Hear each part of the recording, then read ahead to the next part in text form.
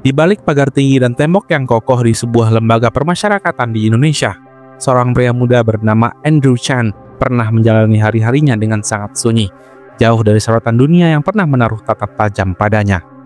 Namanya pernah menghiasi tajuk utama media internasional bukan karena sebuah prestasi, melainkan karena keterlibatannya dalam jaringan narkotika yang kemudian dikenal sebagai Bali 9. Ambulances carry the bodies of 8 people executed in... Namun, tak banyak yang tahu, hidup Andrew tak berhenti saat jeruji menutupnya dari dunia luar. Justru di balik dinding penjara itulah kisah barunya dimulai. Lalu, siapa sebenarnya Andrew Chan? Apa yang membawanya dari seorang pemuda biasa asal Sydney hingga menjadi figur sentral dalam salah satu kasus paling kontroversial di Asia Tenggara? Dan oleh karena itu, dalam video kali ini, mari kita menelusuri perjalanan panjang Andrew Chan, seorang Australia yang memimpin salah satu kasus besar paling berbahaya di Asia Tenggara.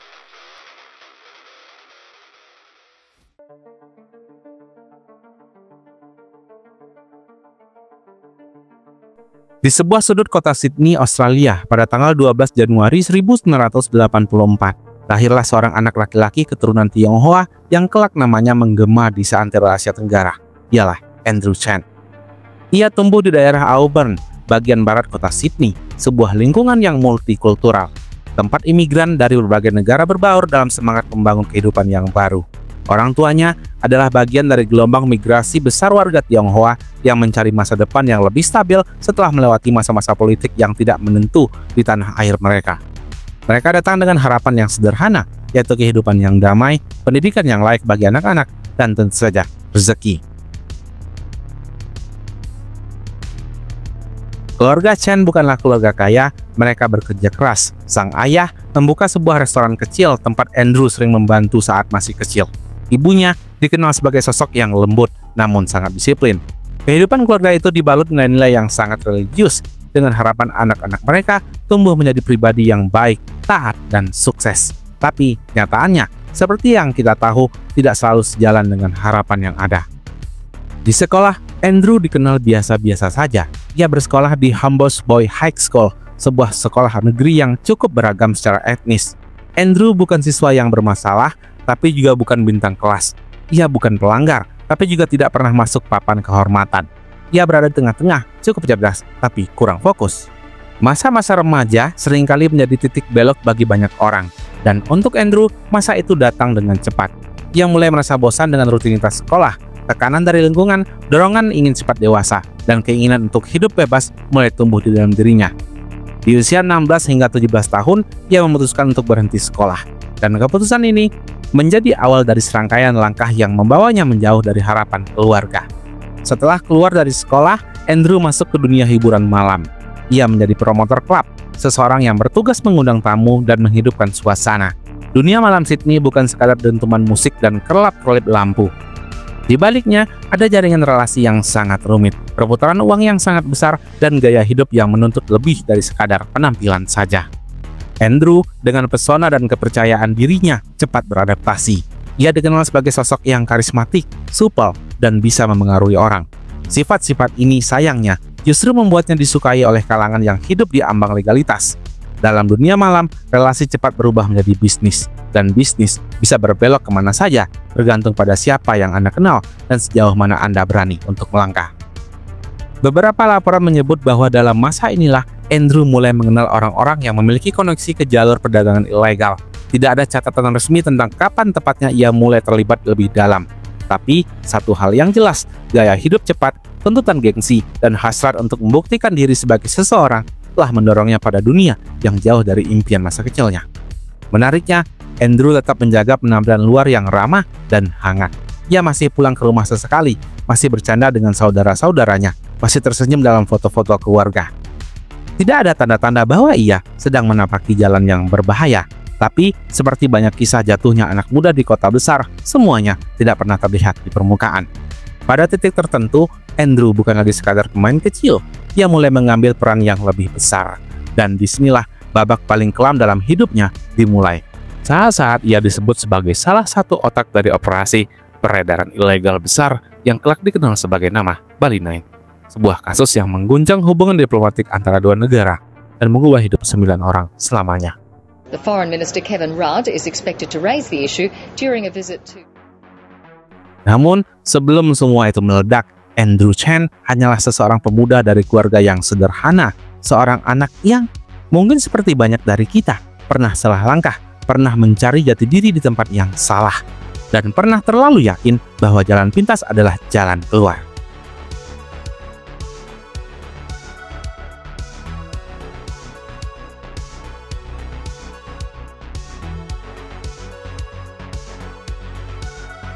Pada bulan April 2005, dunia internasional dikejutkan oleh salah satu kasus besar yang mencuat dari Pulau Bali.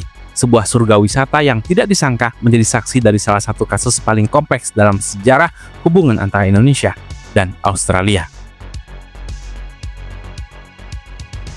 9 warga negara Australia, semuanya berusia muda, ditangkap oleh aparat kepolisian Indonesia dalam sebuah operasi besar yang telah dipantau selama berminggu-minggu. Mereka dituduh sebagai bagian dari jaringan peredaran ilegal barang terlarang di lintas negara. Dan di antara nama-nama itu, 2 orang disebut sebagai pemimpin operasi, dan pemimpin mereka adalah Andrew Chen.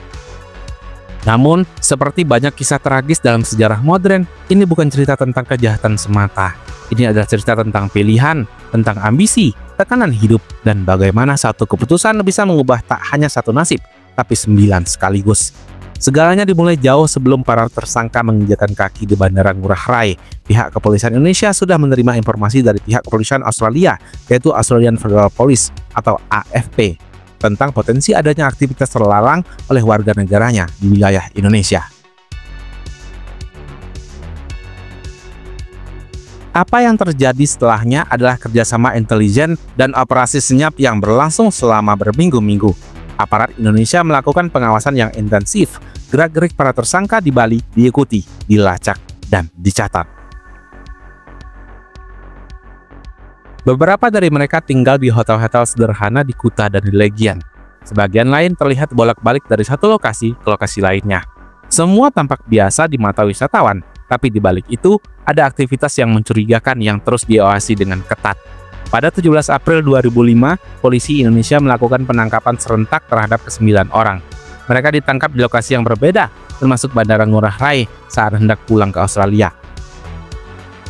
Tidak ada perlawanan yang berarti, namun suasana mendadak menjadi tegang. Mereka bukan hanya menghadapi hukum biasa, mereka berhadapan dengan sistem hukum Indonesia yang sangat tegas dan sangat keras terhadap kejahatan barang terlarang. Andrew Chen saat itu berusia 21 tahun, ia ditangkap di dalam pesawat yang sudah siap terbang ke Sydney. Namun, tidak seperti beberapa lainnya yang terlihat panik, Andrew tenang.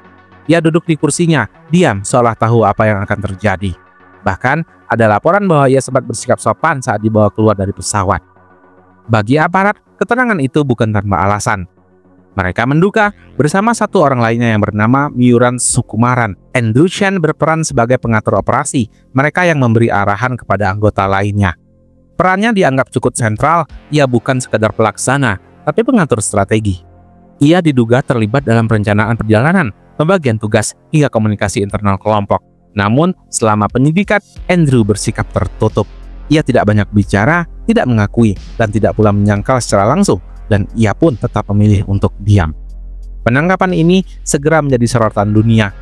Media Australia mengecam keterlibatan Australian Federal Police yang disebut memberikan informasi kepada pihak Indonesia meskipun tahu bahwa ke-9 orang itu berisiko menghadapi hukuman yang jauh lebih berat dibandingkan jika mereka ditangkap di tanah airnya sendiri. Dan perdebatan pun bergulir, apakah pihak Australia seharusnya mencegah mereka sejak awal di negaranya atau membiarkan mereka ditangkap di Indonesia. Namun bagi pemerintah Indonesia, kasus ini adalah soal kedaulatan hukum. Negeri ini telah lama menghadapi persoalan besar terkait peredaran ilegal dan barang terlarang, dan aturan hukum yang jelas, dan tidak ada toleransi untuk kejahatan terorganisir yang mengancam masa depan generasi muda.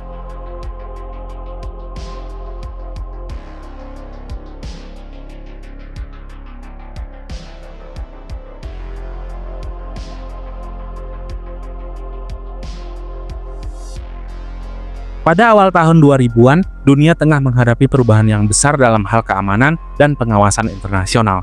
Setelah peristiwa besar yang mengguncang banyak negara seperti serangan 11 September 2001 di Amerika Serikat, perhatian global terhadap keamanan, terutama di jalur-jalur perdagangan dan transportasi, meningkat secara drastis. Di tengah upaya global yang semakin ketat ini, Sebuah pertanyaan penting muncul. Mengapa sebuah kelompok warga asing seperti Bali 9 memilih Indonesia sebagai salah satu titik utama dalam operasinya? Indonesia, sebagai negara kepulauan terbesar di dunia, memiliki lebih dari 17.000 pulau yang membentang luas di antara dua benua dan dua samudra. Letak geografisnya yang strategis menjadikannya pintu gerbang penting di Asia Tenggara.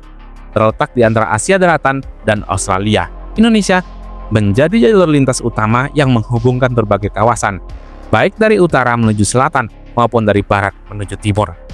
Kedekatan Indonesia dengan Australia yang hanya dipisahkan oleh Laut Timur dan Selat Torres juga menjadi faktor penting. Jalur laut dan udara yang menghubungkan kedua negara relatif pendek, memungkinkan pergerakan barang dan orang berlangsung dengan cepat. Dalam konteks logistik dan jalur distribusi, hal ini menjadi daya tariknya sendiri. Selain itu, Indonesia juga berada di tengah-tengah rute transit utama dari Asia Tenggara menuju Pasifik dan juga sebaliknya. Kawasan ini dikenal sebagai pusat aktivitas perdagangan, baik legal maupun ilegal, dengan jalur-jalur yang telah terbentuk selama puluhan tahun. Disinilah titik temu bagi beragam jaringan internasional yang menghubungkan produsen, distributor, dan pasar akhir. Namun, pilihan Indonesia bukan tanpa alasan lain. Pada masa itu, penegakan hukum di Indonesia sedang berproses menuju integrasi dan peningkatan kualitas. Namun, belum sepenuhnya matang dan terkoordinasi dengan baik secara internasional. Aparat keamanan menghadapi tantangan yang sangat besar, terutama dalam mengawasi wilayah yang sangat luas dan beragam secara geografis. Jumlah personel dan sumber daya yang sangat terbatas untuk pengawasan dan penegakan hukum di seluruh kepulauan membuat celah keamanan cukup terbuka. Dalam beberapa kasus sebelumnya, Indonesia kerap dijadikan sebagai titik transit oleh jaringan perdagangan gelap dan memanfaatkan kerumitan geografis dan tantangan pengawasan. Dalam konteks inilah, kelompok seperti Bali 9 melihat peluang. Mereka berasumsi bahwa dengan memilih Indonesia, khususnya Bali, sebagai lokasi transit dan distribusi, mereka bisa memanfaatkan jalur pelayaran yang padat dan popularitas Bali sebagai destinasi wisata internasional untuk menyamarkan aktivitas mereka. Chan bersama rekannya Miuran Sukumaran mulai membentuk jaringan peredaran ilegal barang terlarang yang beroperasi di Indonesia. Mereka merekrut 8 warga Australia lainnya, sebagian besar dari lingkungan kerja dan pertemanan mereka. Beberapa di antaranya seperti Ryan Lawrence, Martin Stephens, Matthew Normans yang juga bekerja di Everett. Sementara yang lain seperti Scott Rush dan Michael Sugat direkrut melalui pertemanan dan pertemuan sosial.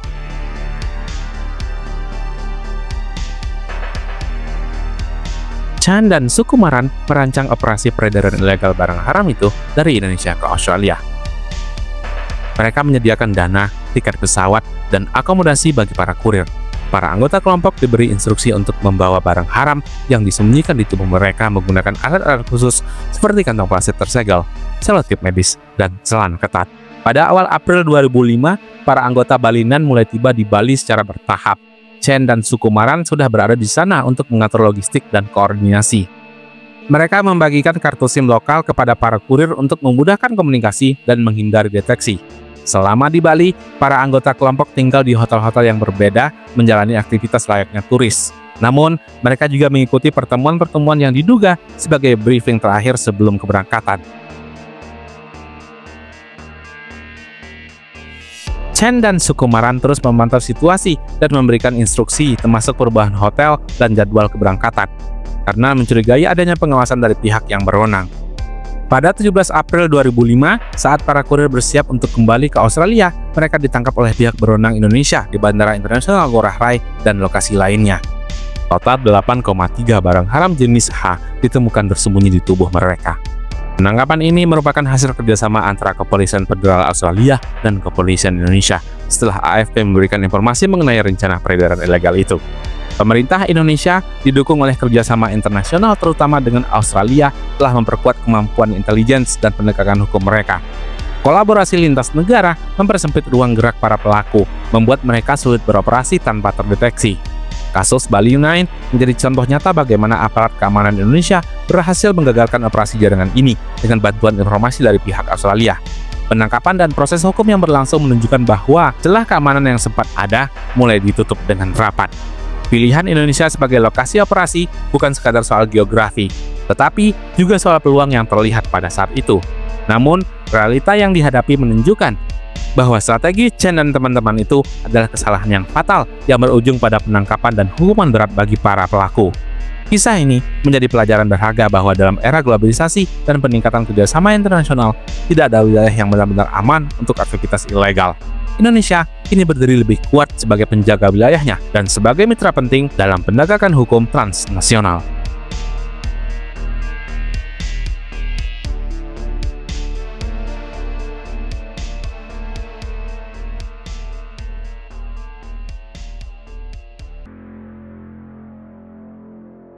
Di balik layar, AFP sudah lama mencium gelagat yang mencurigakan. Sejumlah nama mulai masuk radar intelijen mereka, termasuk dua sosok yang disebut memiliki peran yang dominan dalam kelompok itu. Ia adalah Andrew Chen dan Miyuran Sukumaran. AFP menduga bahwa ada upaya membawa barang terlarang dari Indonesia ke Australia, ataupun sebaliknya melalui jaringan yang kecil yang melibatkan para pemuda ini. Namun, karena target operasi akan bergerak di luar wilayah Australia, AFP tidak bisa bertindak secara langsung. Inilah titik di mana hubungan diplomatik dan penegakan hukum antar negara diuji. Tanpa banyak publikasi, AFP mengirim informasi kepada pihak Direktorat Barang Terlarang Kepolisian Indonesia, termasuk identitas para pelaku, rencana perjalanan, dan kemungkinan waktu operasi. Dan dari situlah semuanya bergerak. Aparat Indonesia mulai melakukan pemantauan sejak para tersangka menginjakkan kaki di Bali. Mereka bergerak dalam kelompok-kelompok kecil, menyewa beberapa kamar hotel di kawasan Kuta, Siminyak, dan juga Legian. Yang menariknya, para tersangka tidak tinggal bersama, mereka menyebar seolah ingin menyamarkan aktivitas. Namun, dengan pengawasan yang telah disiapkan secara rapi, petugas mampu membututi pergerakan mereka selama beberapa hari tanpa menimbulkan kecurigaan. Di antara mereka, Andrew Chen yang paling terlihat tenang. Ia tidak banyak keluar, lebih banyak menghabiskan waktu di hotel. Ini menjadi perhatian khusus karena perannya diduga bukan sebagai pelaksana, melainkan pengatur dari balik layar. Pagi itu, tanggal 17 April, 9 orang sudah siap untuk kembali ke Australia. Sebagian besar sudah berada di Bandara Ngurah Rai, dan sebagian lainnya masih di hotel. Operasi penangkapan dilakukan secara serentak. Di terminal keberangkatan Bandara Ngurah Rai, beberapa tersangka ditangkap tepat sebelum boarding. Petugas bergerak dengan cepat. Beberapa orang sempat kaget, namun tidak ada perlawanan yang berarti. Penumpang lain hanya bisa memandangi kejadian itu dengan bingung. Andrew tidak menyampaikan penolakan, bahkan menurut beberapa laporan, ia masih sempat mengucapkan baik, saya akan ikut, saat dibawa oleh polisi. Dan tidak ada pelarian, dan tidak ada juga perlawanan. Di saat yang hampir bersamaan, pihak AFP juga bergerak di wilayah Australia. Beberapa rekan yang diduga mengetahui atau berhubungan dengan rencana ini juga diamankan dan diperiksa. Tak semua ditahan, tapi jaringan komunikasi mereka diperiksa secara intensif.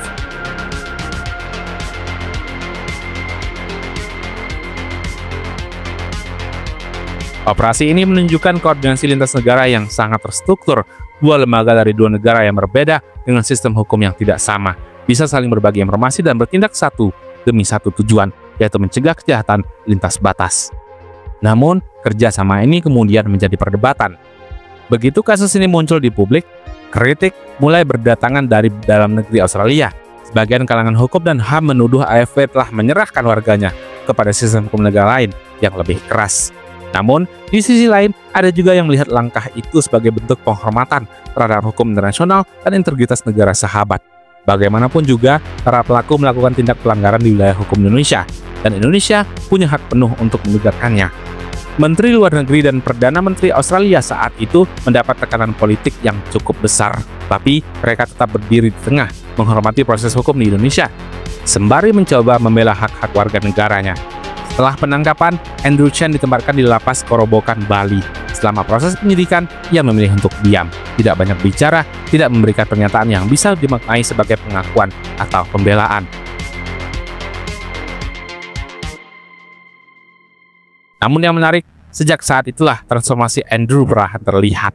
Di balik jeruji, ia mulai mengikuti kegiatan keagamaan, membaca kitab suci, dan bahkan dibimbing napi lain secara spiritual. Ia tidak lagi berbicara soal kasusnya, melainkan tentang pengampunan, harapan, dan perubahan diri.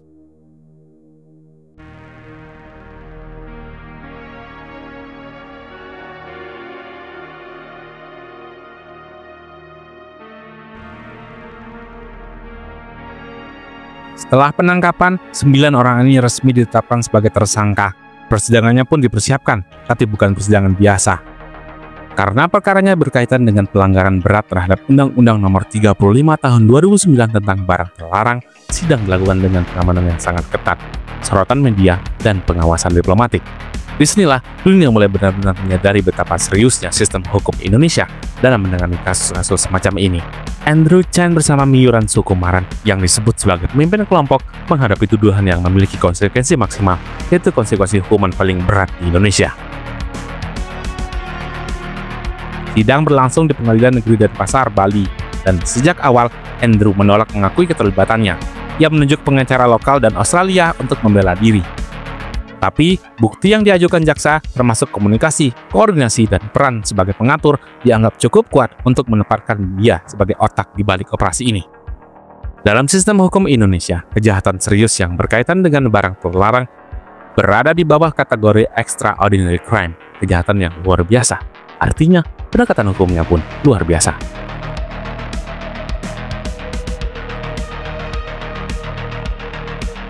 Indonesia mengadopsi sistem hukum civil law dengan penekanan pada tekstualitas undang-undang. Jika dakwaan terbukti dan pelanggaran masuk dalam kategori berat, maka majelis hakim punya dasar yang kuat untuk menjatuhkan hukuman yang maksimal. Dan memang, dari awal, pengacara Chan sudah menyadari tantangan ini. Mereka sempat berharap jika mengubah persepsi hakim dengan pendekatan moral dan psikologis, namun kenyataannya berbicara lain. Tanggal 14 Februari 2006, hari itu, ruang sidang penuh sesak, jurnalis dari berbagai negara memadati sisi ruangan. Di tengah kesunyian, hakim membacakan putusan, dan Andrew Chan dinyatakan bersalah dan dijatuhi hukuman, konsekuensi hukuman yang paling berat dan paling mengerikan di Indonesia. Ruangan pun hening, hanya suara bolpen jurnalis yang sesekali terdengar. Chan tampak pucat. Ia tidak menangis, tapi wajahnya menggambarkan perasaan yang tidak bisa diterjemahkan hanya dengan kata takut. Miyuran Sukumaran menerima vonis yang sama, sementara 7 anggota lain menerima hukuman yang bervariasi, dari seumur hidup hingga 20 tahun penjara. Putusan ini menjadi berita utama di Australia pada malam itu. Reaksi publik pun terbelah, sebagian merasa bahwa hukum harus ditegakkan, tapi tidak sedikit pula yang menganggap konsekuensi hukuman itu terlalu ekstrim, terutama bagi warga asing yang masih muda dan punya kesempatan untuk berubah. Bagi keluarga Andrew Chan di Sydney, ini adalah kabar yang menghancurkan. Mereka adalah keluarga migran keturunan Tionghoa yang menetap di Australia yang berat. Orang tua Chan dikenal taat beragama, bekerja keras, dan menjunjung tinggi nilai keluarga. Ibunya, Helen Chan, tampil beberapa kali di media Australia. Dalam setiap wawancara, ia menahan air mata, memohon pengertian, dan berharap anaknya diberi kesempatan kedua. Dia mengatakan bahwa anakku bukanlah orang yang jahat, dia hanya membuat kesalahan. Namun, proses hukum di Indonesia tak mengenal lobby emosional. Hukum ditegakkan berdasarkan fakta, bukan air mata. Tim hukum Chan tak tinggal diam. Mereka mengajukan banding, lalu kasasi ke Mahkamah Agung, dan semuanya ditolak. Dan harapan terakhir tinggal pada gerasi Presiden. Mereka pun mengajukan permohonan ke Presiden Susilo Bambang Yudhoyono yang saat itu memimpin. Tapi, pemerintah Indonesia punya prinsip yang tegas. Untuk kejahatan berat, terutama yang sudah mendapatkan perhatian publik internasional, gerasi hampir mustahil diberikan. Andrew Chan juga sempat menulis surat pribadi. Dalam surat itu, ia tidak hanya meminta pengampunan, tapi juga menggambarkan perubahan dirinya selama di dalam tahanan.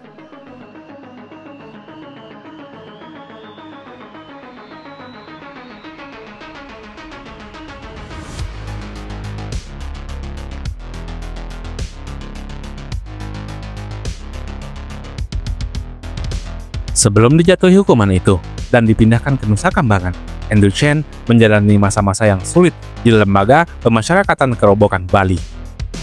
Di balik kesendirian dan keterbatasan itu, terjadi perubahan sikap yang mencolok. Andrew mulai aktif mengikuti berbagai program pembinaan yang disediakan oleh pihak penjara. Ia melibatkan diri dalam kegiatan keagamaan, khususnya dalam memperdalam pemahamannya tentang agama Kristen. Keterlibatannya dalam kegiatan keagamaan bukan sekadar ritual formalitas, melainkan sebuah proses refleksi diri yang mendalam. Dalam berbagai kesempatan, Andrew Chan dikenal sebagai sosok yang mulai menunjukkan keterangan batin, kesungguhannya dalam bertobat, dan keinginan yang kuat untuk memperbaiki diri. Sikap ini tidak hanya berdampak pada dirinya, tapi juga mempengaruhi para narapidana lain di sekitarnya, menciptakan atmosfer positif di lingkungan penjara. Selama di dalam penjara, Andrew tidak hanya fokus pada aspek spiritual, tetapi juga aktif mengikuti berbagai program pendidikan dan pelatihan keterampilan. Pendidikan ini menjadi salah satu kunci penting dalam proses rehabilitasi narapidana barang terlarang di Indonesia, yang bertujuan memberi mereka bekal hidup baru saat kembali ke masyarakat. Program-program ini mencakup pelatihan seni, bahasa, dan berbagai keterampilan lain yang dapat membantu narapidana memulai hidup baru yang lebih baik. Andrew sendiri dikenal aktif dalam kegiatan seni lukis, dan tidak hanya menjadi sarana ekspresi diri, tetapi juga terapi yang membantu mengurangi stres dan konflik batinnya. Upaya rehabilitasi di penjara bukan hanya soal mengisi waktu, melainkan sebuah proses penting yang membangun kesadaran dan tanggung jawab. Dalam konteks hukum Indonesia, program ini menjadi alat yang membantu narapidana untuk tidak mengulangi kesalahan dan siap kembali berkontribusi positif pada masyarakat. Perubahan sikap Andrew Chen di penjara sempat menginspirasi banyak orang, baik di Indonesia maupun di Australia. Kisahnya mengingatkan kita bahwa di balik setiap kesalahan, manusia punya potensi untuk bangkit dan memperbaiki diri. Hal ini juga membuka diskusi yang lebih luas tentang pentingnya pendekatan kemanusiaan dalam sistem peradilan dan pemasyarakatan. Meskipun akhir ceritanya Andrew berujung pada eksekusi, perjalanan rehabilitasi dan perubahan yang dia jalani menjadi warisan yang tidak ternilai, memberikan pelajaran penting bagi kita semua tentang kekuatan penebusan dan harapan. Kisah rehabilitasi Andrew Chen bukan hanya tentang satu individu, tapi juga gambaran perjalanan sistem kemasyarakatan yang berusaha memberikan kesempatan kedua. Dalam dunia yang penuh tantangan ini, cerita seperti ini mengingatkan kita bahwa kemanusiaan dan perubahan adalah sesuatu yang mungkin bahkan di tempat yang paling tidak terduga sekalipun.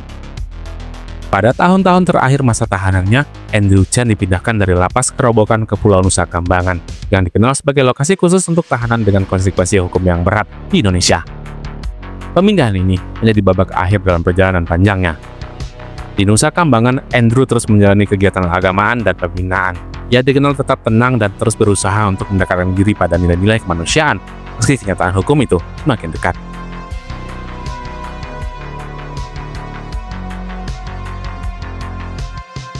Pada akhirnya, vonis itu yang dijatuhkan oleh pengadilan tidak dapat dihindari.